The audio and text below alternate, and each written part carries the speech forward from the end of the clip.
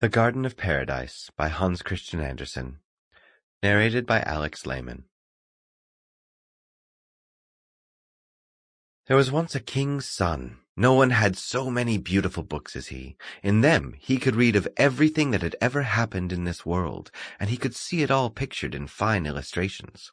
He could find out about every race of people and every country, but there was not a single word about where to find the Garden of Paradise, and this, just this, was the very thing that he thought most about. When he was still very young and was about to start his schooling, his grandmother had told him that each flower in the Garden of Paradise was made of the sweetest cake, and that the pistils were bottles full of finest wine. On one sort of flower, she told, history was written, on another geography or multiplication tables, so that one only had to eat cake to know one's lesson, and the more one ate, the more history, geography, or arithmetic one would know. At the time he believed her, but when the boy grew older and more learned and much wiser, he knew that the glories of the Garden of Paradise must be of a very different sort. Oh, why did Eve have to pick fruit from the tree of knowledge, and why did Adam eat what was forbidden him? Now, if it had been only I, that would never have happened, and sin would never have come into the world. He said it then, and when he was 17, he said it still. The Garden of Paradise was always in his thoughts. He went walking in the woods one day. He walked alone, for this was his favorite amusement. Evening came, the clouds gathered, and the rain poured down as if the sky were all one big floodgate from which the water plunged.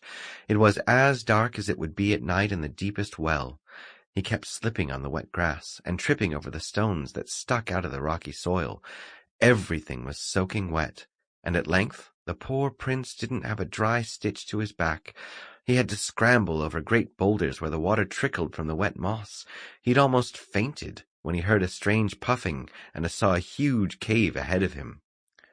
It was brightly lit, for inside the cave burned a fire so large that it could have roasted a stag, and this was actually being done.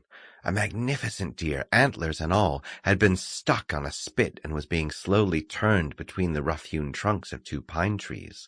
An elderly woman, so burly and strong that she might have been taken for a man in disguise, sat by the fire and threw log after log upon it. "You can come nearer," she said. "Sit down by the fire and let your clothes dry." "There's an awful draught here," the prince remarked as he seated himself on the ground.